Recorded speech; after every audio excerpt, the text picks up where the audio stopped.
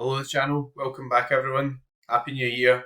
Not so happy if you're a Celtic fan or a Celtic stacker on Sorare this game week, but there we go. Celtic have won lots and lots and lots of stuff and still 11 points clear. Top of the league as well. Tough one to take, but that's football and games are coming thick and fast. We have another weekend game week coming up. So good to preview of that, look at the line up and Predictify, which I've just updated just now as well. Before I do that, I've actually spent a wee bit of cash I had built up, so if I would have a quick look at that, I haven't really been buying many cards for a while, but always good to have a wee look and see why. So it looks like Lucas Martinez quarters away to River Plate. That looks pretty much done. Really quite an elite centre back in terms of possession, etc. And I think he'll do really well there. River have been pretty poor, but you'd expect him to bounce back at some point. And you have bought a classic super rare as well. I guess I could have waited, but I think that his price will be up for the new season River cards whenever they're out. Joe Yin Woo is a guy who I've been trying to get for a while. Pretty hard to get, to be honest. It does look like Kang Sang was on his way to Ulsan as well from Seoul, and got Kang Sang Woo super rare as well. So that would be a really handy defensive stack, if I'm honest. So yeah, I just took the chance to get a Joe Hyun Woo, the guy who I've used a lot in limited and rare, even with like sort of Celtic stacks, etc. Just as a sort of differential and just more cost effective as well, because Kasper Schmeichel's been pretty expensive. Looks like Orsic is on his way to Rijeka.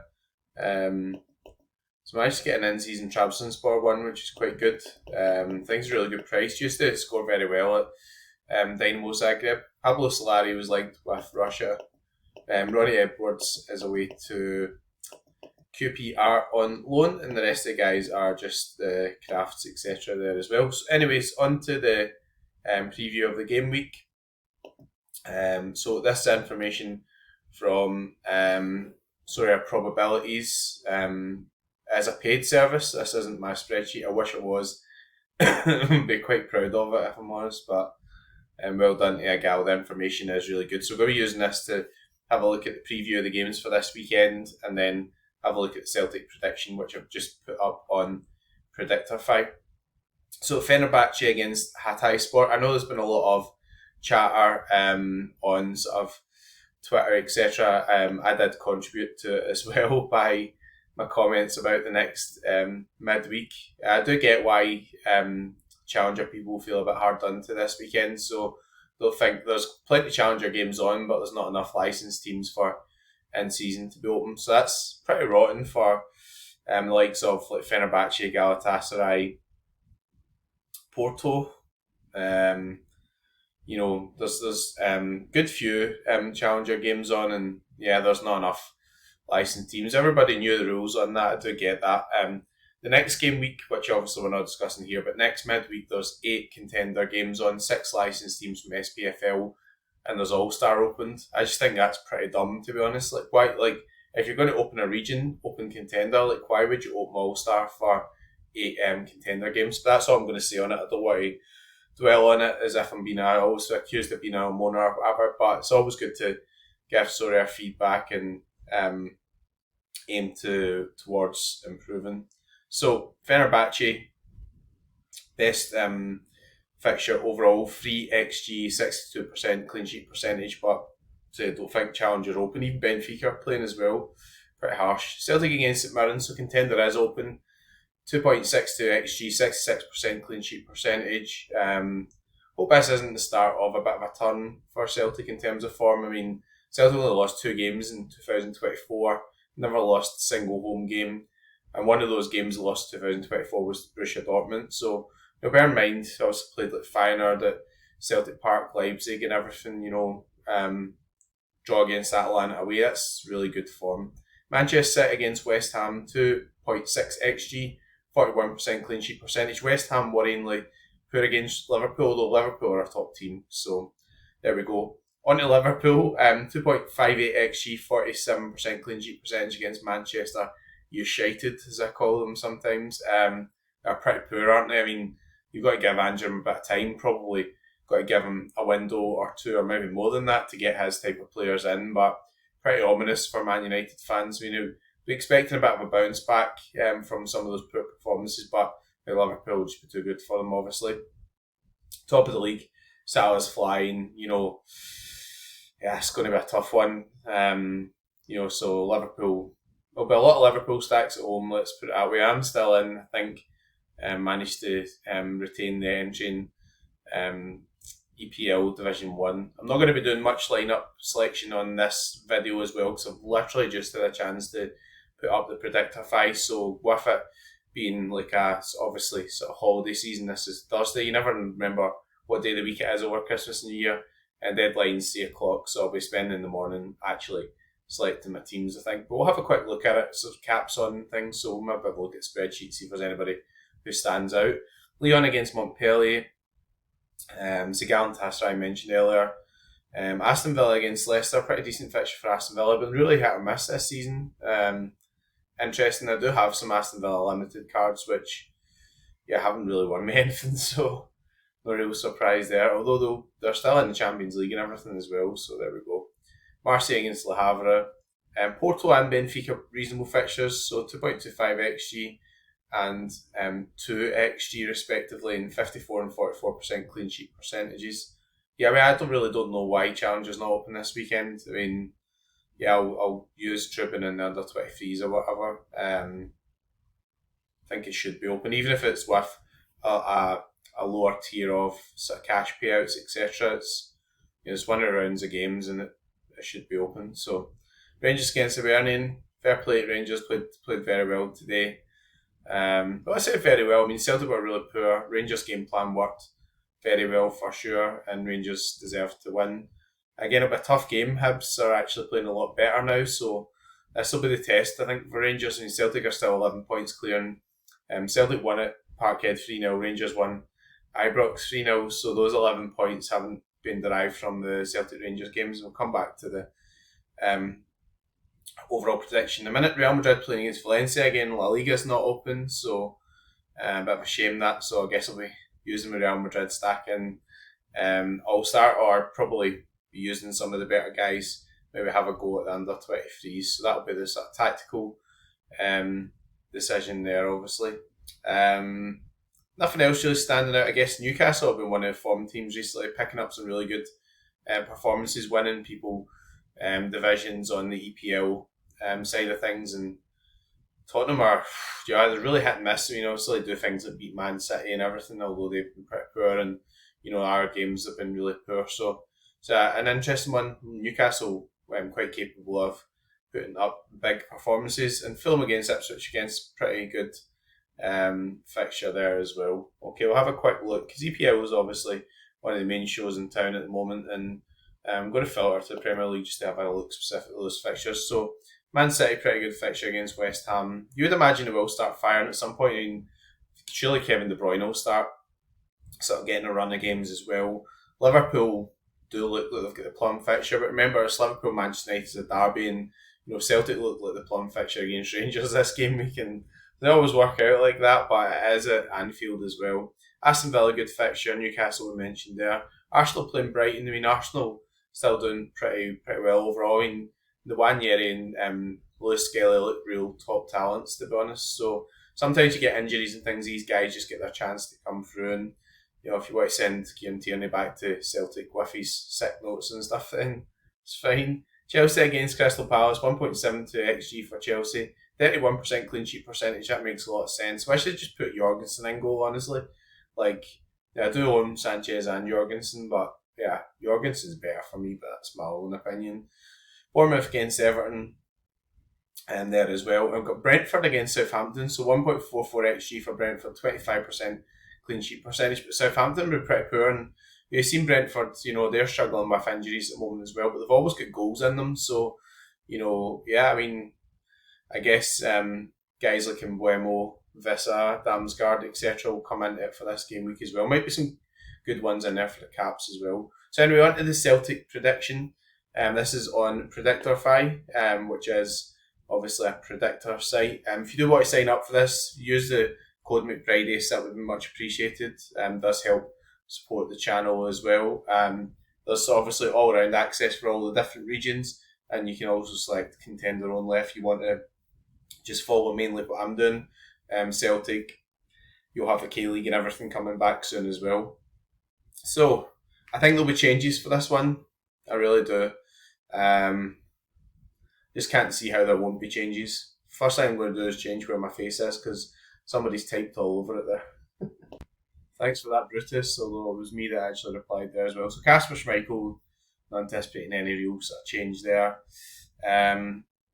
Defensive, yeah, it's going to be a tough call.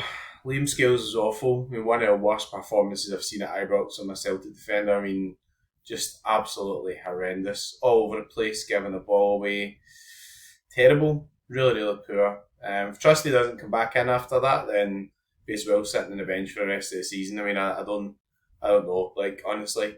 Carter Vickers, I've got 60% there. I'm going to change that. I did change it. It's probably just not saved.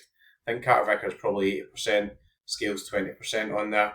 I do think the change will be in the Scales department because Carter Vickers in the additional game where he sat out after he had the flu. Trusty had the flu as well, so he got changed in the cup final and then he wasn't well and stuff. So, there was reasons for that. Alistair Johnson was horrendous at Ibrox as well. He's been one of Celtic's best performers this season. I've got him at 75% just because he was a bit. His form wasn't really good, but I think that Rodgers will stick with him. Now, he's missed a few games recently with more of an injury, so I don't think there'll be any issues with freshness, just how he reacts after that injury. So I've gone to 75%. So I think with Johnson 75%, Carter Vickers 80%, despite what it says on the screen. I think Trusty might get the nod over Scales. Even though Scales has been playing the home games, he was absolutely Johnny Rotten against Rangers, so that might be the end of his wee spell in. Alex Valley, I think, played very well the last home game. It was really good performance in Sorare as well. Lots of AA. So it might be one where he gets a start again at home. Greg Taylor was subbed off today, so he could easily start, but it'd be a good game to play Valley in, I think. So, it could be one to take a risk on if you're not sure about the centre halves, or you don't have like Alistair Johnson because he's a bit more expensive. Cal McGregor, I don't imagine there'll be any more rotation of him for this game. I mean, he missed the game before Rangers, and again he was a bit off colour, didn't play very well at Ibrox either. Arne Engels will expect to be back in, and Brendan Rodgers said that he was ill in the morning of the game. I think he would have started at Ibrox. I think that was actually a blow to our midfield. I mean, McGregor, Bernardo and Hatate just doesn't really work for me. Come back to Hatate in a minute, but Bernardo is a good player, but him and McGregor do have a lot of similarities, and that's not always a good thing when you're doing a midfield three. So I'm showing Engels in this position here, but he often does play kind of in this position, or he's a box-to-box midfielder. He's got a lot of sort of energy, apart from when he's sick. Attacking mid, I think, could be a chance for Luke McCowan to start again. I thought that he might have started the game before Rangers, the game we won there 4-0, but he didn't. He came on, got some minutes at Ibrox. Hatate was woeful. I mean, he was just so bad, it's unbelievable. Just couldn't pass the ball like 5 yards or whatever, so I don't know what's up with him at the moment. Obviously, there's a pretty heavy schedule overall. A lot of big games. There's more games coming up, so it's not going to stop here, so we've got to keep people fresh, or if people are off form, take them out of the team. So I think McCowan could get the nod here. But you could see any combination of like McGregor, Engels, Hatate, McGregor, Engels, McCowan, maybe even McGregor, Engels and Bernardo, I don't know. I mean, McGregor and Bernardo probably could play at home together. Bernardo probably pretty hard done by not to start, but you've got to use the squad, as Brendan's referred to. Maeda and Nicholas Kuhn. Maeda was okay game at Ibrox, not one of his vintage games obviously, but I don't think he'd done a lot wrong. But Furuhashi scored a great goal, could have been one each, was offside, so it doesn't count obviously, but I don't think he was really to blame, if that makes sense. Celtic never really created anything. Nicholas Kuhn was awful. I mean, definitely one of his worst performances in a Celtic shirt, I would have said. I wouldn't rule out him sitting on the bench for Yang again. But he has sat out recently with the sort of knee thing that he had, so a knee pain or whatever. So he's already had a rest. I think that Brendan Rodgers will want to get back onto the the winning trail. So I mean, what I've displayed here is 1, 2, 3, 4 changes, and I think it'll be in the region of two to 4 changes. That's my overall prediction. That's been the kind of theme of things for home. There's home games. Sometimes there's been more carnage, and there's been midweek games with 5 or 6 changes. But he'll want to get back to foot to the floor type stuff, I think, and make sure we maintain that gap. So, what's on in terms of Sorare competitions? So we have the Premier League in-season stuff. I have retained that in-season Division 1, so that's pretty good, although I'm not... well, I guess if Brighton do manage to keep it tight against Arsenal, which isn't out of the question. I mean, Brighton are at home and Arsenal sometimes been struggling to score recently, so I guess could run sort of Bart Verbruggen, etc. there and go for the old Brentford attack. Maybe mix in a Salah again. Guy's been on fire. We've got Champion Open as well. This is Italian games. So Champions sort of got to be open because you've got the extra division. I think this is something I need to sort of find some solutions to. I mean, we've nearly got a full French league now. So if we're going for the overall segregation thing, then, will there be a point where we don't really need Champion? I mean, Champion's effectively becoming a bit of an all-star, but excluding, obviously, the Contender and the Challenger leagues and everything, sort of stepping in to sort of fill that role of, we've got to cover some games here or whatever because we've got Italian games on. But, yeah, I mean, it's effectively EPL and Italy. So the EPL's got the EPL comp plus the Champion comp, plus obviously the other stuff that in the 23s, etc. Contenders open, so that's quite an important one for me and anyone who's sort of copying me in any way, gallery-wise. It's mainly French League 2 games that are on, and, well, it's not mainly, it is. And then we'll get the round of cards for the SPFL. So, Hibs against Rangers, early gaming Sunday, that'll be pretty interesting to see how Rangers bounce back. Motherwell against Aberdeen. Aberdeen have been really, really poor recently. Dundee United against Hearts should be a good game. Dundee United pretty solid at home. Hearts back to winning ways. Nice to see they're getting some loans in now from USG. Can't remember is it Bannock? I can't remember the name of the guy. But I just signed a striker from USG on loan, and that's going to be helpful if Hearts starting to get that link up with the sort of Tony Bloom group. Obviously, he's the Brighton owner and he's got an influence in USG. So Johnson against Dundee, Kilmarnock against Ross County. Again, you might want to go with maybe a Robbie McCrory at home. Celtic at home is St Mirren is a standout fixture. I mean, a couple of weeks ago, you would have thought that Rangers against Hibs are a pretty good fixture, but Hibs are back on form. Got Cap 260, got All-Star Open, and also the under-23s as well. So let's have a look before we finish at the spreadsheet and see if we can pick out anyone who looks to be reasonable for the Caps. So I'm going to have a look at the overall player database here. This is one of the really good things you can do on Sorare probabilities, and last 15 average scores 260. You're talking about, it's not that restrictive a cap, is it? So probably one guy's under 55.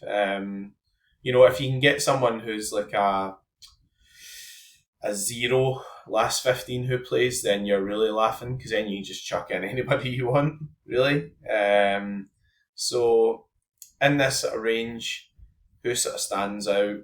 Kyle Vassell, Marley Watkins. So spreadsheet kind of likes Kilmarnock at home, pretty good fixture there. Interesting one. We have Georges Mikuatadze, Ludovic York as well. Who's he with? He must have moved down from somewhere. I'm pretty sure he was away playing in Germany. So if he's moved back to like France League 2 or whatever, I don't know. Maybe he's playing France now. I'm just being naive. I don't know, but it must be some games in France. We've got Abdallah Sima here as well. He's playing with Brest.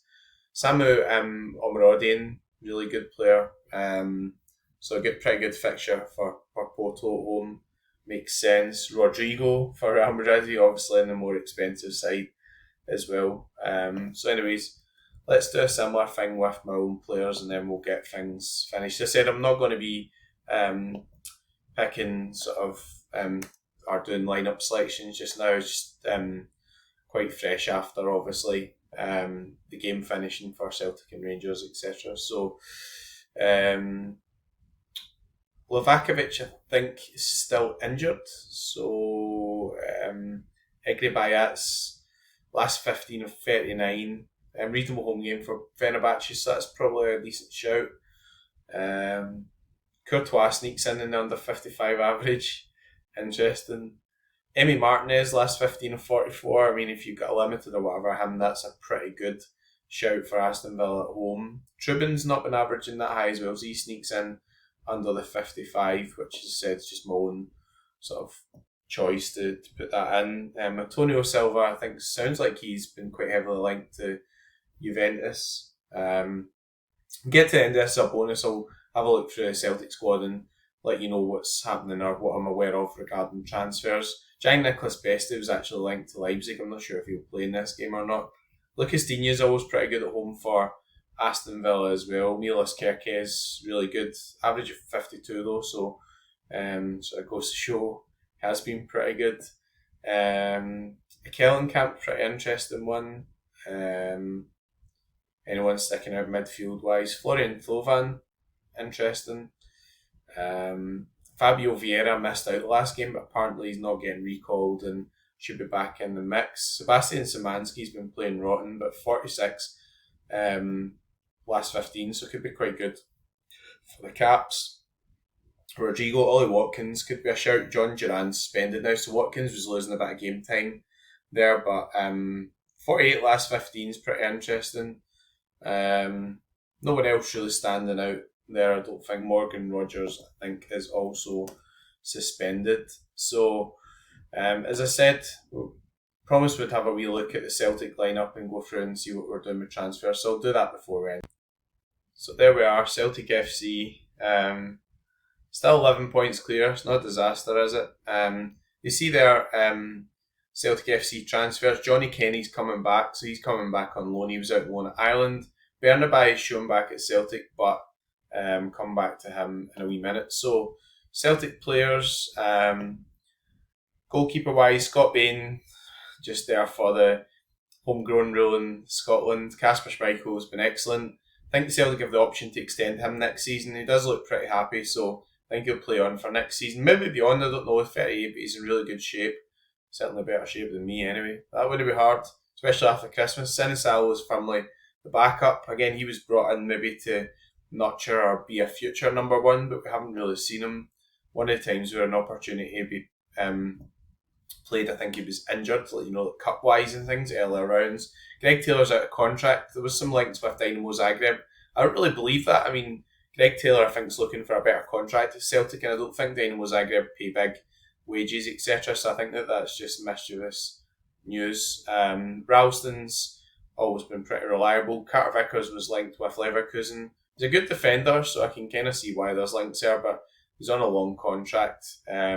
Alistair Johnson, again, just signed a new contract. Liam Scales, I think, although he's been really averaging quite highly recently, might find his way out the team now. I think Novrocki will go somewhere, whether it's a loan or a permanent.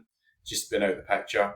Alex Valley's an interesting one. He's on loan to the end of the season anyway, so we'll see what happens with him. But if he does have a lowish release clause for Barcelona, I think Celtic would definitely be interested in picking him up. Kieran Tierney's always linked back to Celtic. But it looks as if it could be quite real now with Tierney being out of contract in the summer and out of the picture at Arsenal. So keep an eye on that. That might be a goer. I'm a wee bit worried about his injury record. There we go. Bernabai looks like a done deal to International for €7 million, according to reports. Celtic are quite happy to let him go, I think, and paid like $3 million for him, and he wasn't really very good at Celtic. So if they double their money, or Celtic double their money, that'd be really good. Midfield wise, midfield overall is pretty settled. Odom Holm hasn't been getting games, but he's heavily linked to a loan to LAFC. pretty interesting one. I think he'd be pretty good in the MLS. I think he'd be quite suitable for their type of football as well. He's a good young player, just not really had game time at Celtic, but played a lot of games for Valerenga, so he's definitely capable of over there and doing well. Up front, Furahashi's not really fired this season, I think, so also Celtic have been struggling to create for him. Luis Palmer's really fallen off, and I think he's really properly out of favour, so he's another candidate again, was linked with MLS. There was some chat of maybe Orlando to replace Facundo Torres, who I think is going to Palmeiras, so yeah, you could see Palmer going out, and there's big talk of Jota coming back, saying that Ren would like to get a few million for him and just move him on because he's not really performed there. He could really invigorate his career. He obviously went to Saudi Arabia, went for the big money, didn't really do much. Back to Ren, again, he's been a peripheral figure.